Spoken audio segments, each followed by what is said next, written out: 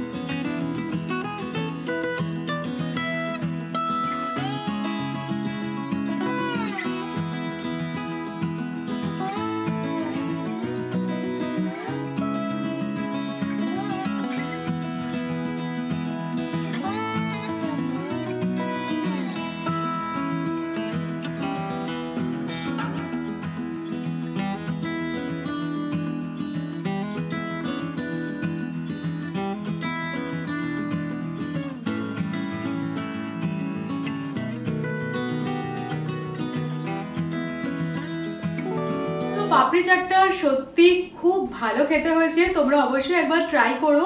যদিও এটা মানে খুব কমন একটা মানে খাবার, চটপাটি খানা যেটাকে বলা চলে, বাট অনেক সময় হয় কি আমরা ভুলে যাই, মনেই থাকে না যে এটা ইভিনিংয়ে এরকম টাইপের চটজলদি এরকম স্ন্যাক্স খাওয়া যেতে পারে। তো এরকমভাবে ট্রাই করো, আশা করছি তোমাদের ভালো লাগবে। আর কিছুটা মানে আমার এই খাবারটা দেখে তোমরাও ইভিনিংয়ে একটু কিছু আইডিয়া পেলে আই গেস। তো এরকমভাবে অবশ্যই ট্রাই করো, আর ট্রাই করে আমাকে জানাবে অবশ্যই যে কীরকম লাগলো তোমাদের। এখন বাজে 8টা। আমরা এতক্ষণ ধরে একটুখানি আড্ডা মারছিলাম, বাট আজকে আমার বসার সময় নেই, আমাকে এক্ষুনি কিচেনে যেতে হবে আর রাত্রেবেলা ডিনারটা বানাতে হবে। জেনারেলি সৌরভ আসার আগে আমি চেষ্টা করি বানিয়ে রাখতে, বাট আজকে আমার কিছু ভিডিওর কাজ ছিল। আমি একটা DIY বানাচ্ছি তোমাদের জন্য, খুব রিসেন্ট আমার চ্যানেলে আসবে, আশা করছি তোমাদের ভালো লাগবে ভিডিওটা। তো ওটার কাজটা আমি করছিলাম বলে আমি রান্নাটা করতে পারিনি। তারপরে সৌরভ এসে গেল, পাপড়ি চাটফাট বানালাম, এখন আমাকে যেতে হবে কিচেনে। তো আজকে যেটা রান্নাটা বানাবো সেটা অবশ্যই তোমাদের সাথে শেয়ার করব। আর পাপড়ি চাটটা সত্যি খুব ভালো হয়েছিল খেতে, বাট আমি গ্রিন চাটনি দিইনি। তোমরা চাইলে এটার সাথে গ্রিন চাটনি মানে যেটা ধনেপাতা চাটনি হয় সেটাও অ্যাড করতে পারো, তাহলে আরও ভালো লাগবে। আমার বাড়িতে ছিল না তাই জন্য আমি আর দিইনি। আর অনেকে তোমরা বলেছো যে সৌমি তুমি সবসময় তোমার লিভিং এরিয়া থেকে বা মানে ডাইনিং থেকে তুমি ব্লগ করো, তুমি বেডরুম দেখাও না। তো আজকে আমার মনে হলো যে তোমাদের মানে এই কথাগুলো আমি বেডরুম থেকে বলি। তো এখন আমি কিচেনে যাব। ফার্স্টে ভেবে রেখেছিলাম যে ফুলকপি তরকারি বানাবো। আমি একটা ফুলকপি আলু দিয়ে ক্যাপসিকাম দিয়ে একটা তরকারি বানাই, সেইটা বানাবো, তার সাথে রুটি করব। বাট সৌরভ আজকে বলছে যে ওর ভাত খেতে ইচ্ছা করছে, তো সেই কারণে আমি ভাত বানাবো। অনেক সময় হয় যে মনে হয় যে ভাত খাই একটু, আমরা জেনারেলি মানে সারা সপ্তাহ খুব একটা ভাত খাওয়া হয় না, তো আজকে রাত্রিবেলা আমি ভাত বানাবো। আর যেহেতু আমি ভাত বানাবো সেই কারণে একটা এক্সট্রা জিনিস বানাতে হবে, সেটা হচ্ছে ডাল। তো মসুর ডাল বানাবো আর তার সাথে তরকারি আর রাইস। আর আমি ভেবেছি যে আজকে যেটা বানাবো সেটাই আমি কালকে সকালবেলা সৌরভকে অফিসে টিফিনও দিয়ে দেবো। তাই এটা একটা ভালো জিনিস যে ঠিক আছে আজকে সকাল মানে রাত্রিবেলাটা একটু খেটে বানিয়ে নিই। তো চলো এখন আর কথা বলছি না, কিচেনে যাওয়া যাক। আর আমি কিরমভাবে তরকারিটা বানাই তোমাদের দেখাবো, খুব সিম্পলভাবে বানাবো। আর এই ব্লগটাকেও আমি একদম ছোট বানাবো। তোমরা অনেকে বলছো যে ব্লগ অনেক বড় হয়ে যাচ্ছে, তো সেই কারণে আমার মনে হলো যে মাঝে মাঝে এরকম ছোট ব্লগ আসলেও তোমাদের আশা করছি দেখতে ভালো লাগবে। তো আজকের ব্লগটা আমি চেষ্টা করব ছোট বানাতে। তো চলো এখন আর কথা বলছি না, রান্নাঘরে যাওয়া যাক আর যেগুলো বানাবো তোমাদেরকে দেখাচ্ছি।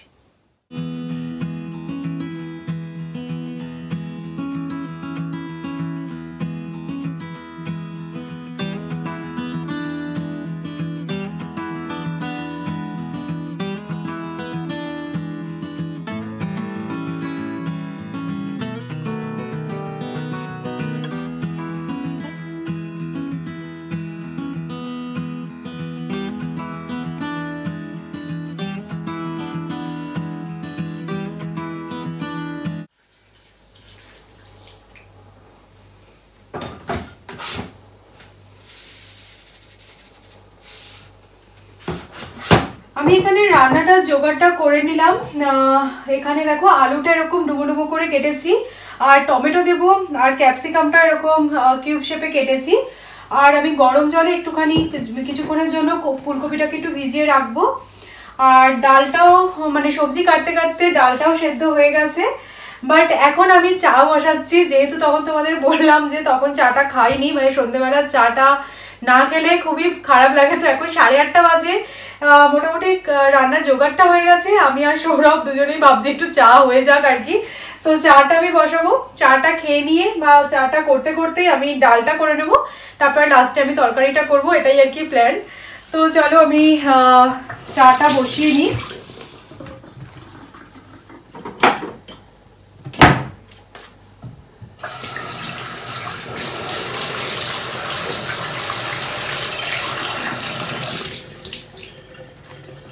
একদম অল্প করেই বসাচ্ছি চাটা।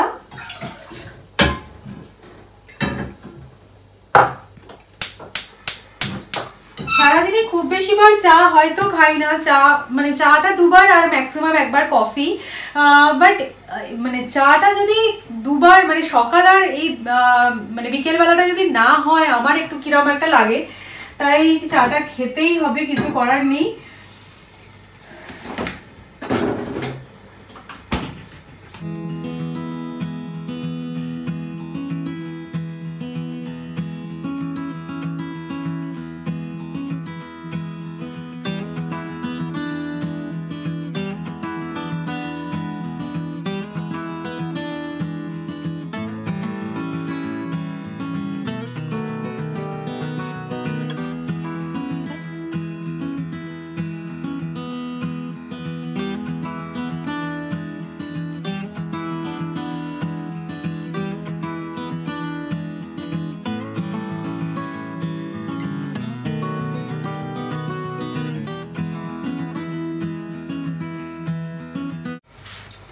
চাটা খেতে খেতেই আমি এখানে ডালটা বানিয়ে ফেলছি। আজকে বসে চা খাবার মতো সময় নেই, 8:30 বেজে গেছে। আর এই পুরো সন্ধ্যেটা আমার রান্নাঘরে থাকতে একটু ভালো লাগে না, আর রান্না করার পর একটু রেস্ট নিয়ে তারপর আমি খেতে পছন্দ করি।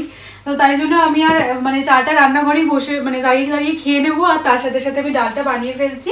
তো আমি মুসুর ডাল বানাচ্ছি। মুসুর ডালটা একদম নর্মালভাবে বানাবো, কালো জিরে কাঁচা লঙ্কা ফোড়ন দিয়ে, টমেটো দিই, তার মধ্যে দিই ধনে পাতা। এই ডালটা আমার মনে হয় আমি আমার চ্যানেলে শেয়ার করেছি, তোমাদেরকে ডেসক্রিপশন বক্সে আমি লিঙ্ক দিয়ে দেবো, তোমরা সেখান থেকে চেক করে নিতে পারবে। আর একদম নর্মাল ডাল করছি, তাই জন্য আর এটা দেখাচ্ছি না, তোমাদের জাস্ট রেসিপিটা মানে এমনি মুখে বলে দিলাম।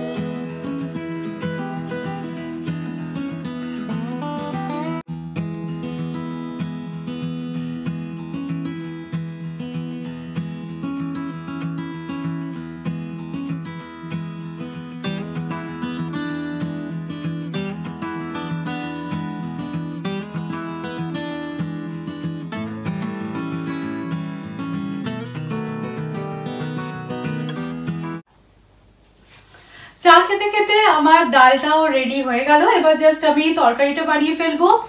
আর তোমরা অনেকেই আমাকে জিজ্ঞাসা করেছো যে আমি কি কড়া আর ফ্রাইং প্যান ইউজ করি। তো এই কড়াটা আমি ভেবেছিলাম যে একটা ব্লগে তোমাদের সাথে শেয়ার করে দেব। আমি এই কড়াটা হচ্ছে বার্গনারের কড়া। আমি অলরেডি আমার চ্যানেলে এটা মানে রিভিউটা দিয়েছি। আমি কলকাতা থেকে এই কড়াটা আর এই ফ্রাইং প্যানটা এনেছি। তো সত্যি আমি প্রায় 2 থেকে 3 মাস এই কড়াটা ইউজ করছি কনস্ট্যান্টলি। ট্রাস্ট মি, ভীষণ ভালো কড়া। আর ফ্রাইং প্যানটাও তোমরা নিশ্চয়ই দেখেছো যে সাইজটা খুব সুন্দর, আর দুটোরই এরকম লিড আছে, আর একটুও কোনো কিছু জিনিস পুড়ে যায় না। মানে পুড়ে গেলে সাথে সাথে যদি আমি স্কচ ব্রাইট দিয়ে সামান্য একটুখানি রাব করে দিই তাহলে একদম চকচকে হয়ে যায়।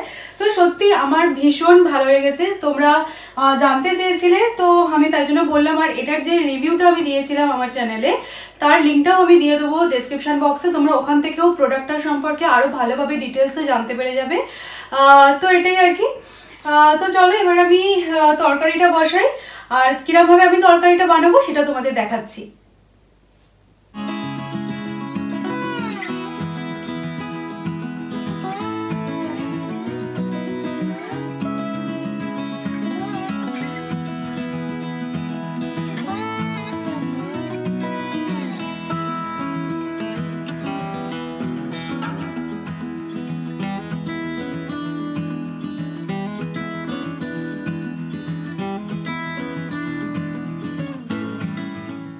তোমরা দেখতেই পেলে যে আলু আর ফুলকপিটা আমি ভেজে তুলে রেখেছি আগে। আর ওই তেলের মধ্যে আমি কাঁচা লঙ্কা ফোড়ন দিয়ে দিয়েছি, তার মধ্যে দিয়ে দিয়েছি টমেটোটা একটু বেশি পরিমাণে দিয়েছি, আর তার মধ্যে নুন দিয়ে দিয়েছি। এরপরে এখানে আমি ক্যাপসিকামগুলো দিয়ে দিলাম। ক্যাপসিকাম আর টমেটোটাকে ভালোভাবে নাড়াচাড়া করার পর এর মধ্যে আমি আদা বাটা দিয়ে দেবো।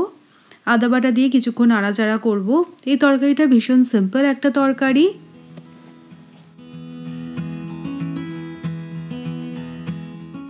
এরপরে এর মধ্যে আমি দিয়ে দিচ্ছি হলুদ, লঙ্কা আর জিরে গুঁড়ো। আর কোনো মশলা আমি এখানে ইউজ করব না। আর দিয়ে দেবো সামান্য একটু চিনি। আর তোমরা দেখতেই পাচ্ছ যে আমি এখানে অয়েলটা একটু বেশি ইউজ করেছি। আমার মনে হয় ফুলকপির যে কোনো তরকারিতে অয়েলটা একটু বেশি লাগে, নয়তো খেতে খুব একটা ভালো লাগে না। আর দেখতেই পাচ্ছ যে কালারটা খুব সুন্দর এসেছে। মশলাটা ভালোভাবে কষে নিয়েছি।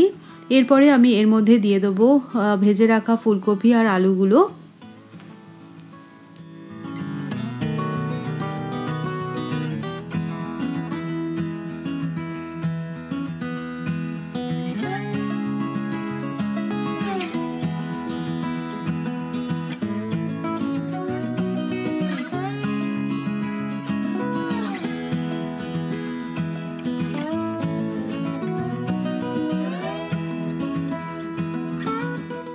গ্রেভিটার সাথে আলু আর ফুলকপিটা ভালোভাবে মিক্স করে নিয়েছি। এখন আমি একটুখানি জল দিয়ে দিচ্ছি আর জল দিয়ে চাপা দিয়ে রেখে দেবো যাতে সবজিটা ভালোভাবে সেদ্ধ হয়ে যায়। তরকারিটা এখানে চাপা দিয়ে দিয়েছি, চাপা দিয়ে এখন এটা সেদ্ধ হচ্ছে আর সাথে সাথে আমি ভাতটাও বসিয়ে দিয়েছি। তো তরকারিটা হয়ে গেলে আমার মোটামুটি কাজ সমস্ত শেষ হয়ে যাবে। বাট কিচেনের কাজ কখনোই শেষ হয় না। এগুলো রান্নাটা হয়ে গেল, এরপরে বাসন মাজা আছে, পুরো গ্যাস পরিষ্কার আছে, মানে একটা অনগোয়িং প্রসেস আমার মনে হয়। তো যাই হোক, রান্নাটা হয়ে যাবে, তারপর আমি কিচেনটা পুরোটা ক্লিন করে নেব, দেন একটু রেস্ট নিয়ে তারপরে ডিনার করব। তো চলো মানে এটা একটুখানি হোক সেদ্ধ, তারপরে তোমাদের দেখাচ্ছি যে দেখতে কিরকম হয়েছে তরকারিটা। তরকারিটা ভীষণ সিম্পল তরকারি, তোমাদের বললামই। আর মানে এরপরে আমি কিছুই করব না। অনেকে তোমরা যদি মনে করো তোমরা গরম মশলা দিতে পারো, বাট আমার মনে হয় গরম মশলা দিলে ক্যাপসিকামের ফ্লেভারটা চলে যাবে, সেই কারণে আমি গরম মশলাও দেবো না। জাস্ট সেদ্ধ হয়ে গেলে নামিয়ে নেবো তরকারিটা। এটা একটু গ্রেভি থাকবে আর কি তরকারিটায়, অথবা শুকনো করা যায়, এটা যে যার চয়েস। মানে যদি আমি এটা ভাত দিয়ে না করে যদি আমি রুটি দিয়ে করতাম তাহলে হয়তো একটু গ্রেভি রাখতাম। বাট দেখি আজকে আমি কিরকম বানাই তোমাদেরকে দেখাচ্ছি।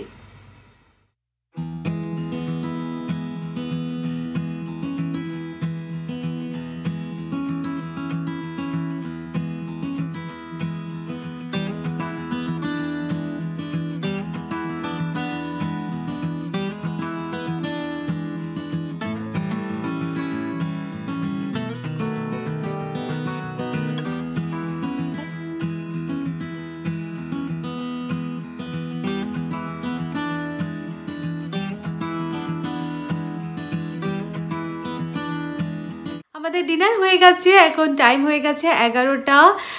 ডিনার করে আমি কিচেনটা পরিষ্কার করে নিলাম, দেন আমি সৌরভের টিফিনটাও গুছিয়ে রাখলাম। আর তোমাদেরকে বললামই যে আজকে রাত্রিবেলা যেটা বানিয়েছি সেটাই আমি কালকে সৌরভকে সকালে টিফিন দিয়ে দেবো। তো এটাই আর কি। আজকের ব্লগটা শুরুতেই বলেছিলাম যে ছোট ব্লগ বানাবো, তো এই ব্লগটা আজকে এখানে আমি এন্ড করব। যারা তোমরা ফার্স্ট টাইম আমার চ্যানেলটা ভিজিট করছো অবশ্যই চ্যানেলটাকে সাবস্ক্রাইব করো, আর যদি ভিডিওটা ভালো লাগে তাহলে একটা লাইক করে দিও। ইন্টারেস্টিং কোনো ব্লগে আবার তোমাদের সাথে আমার দেখা হচ্ছে, ততক্ষণের জন্য টাটা।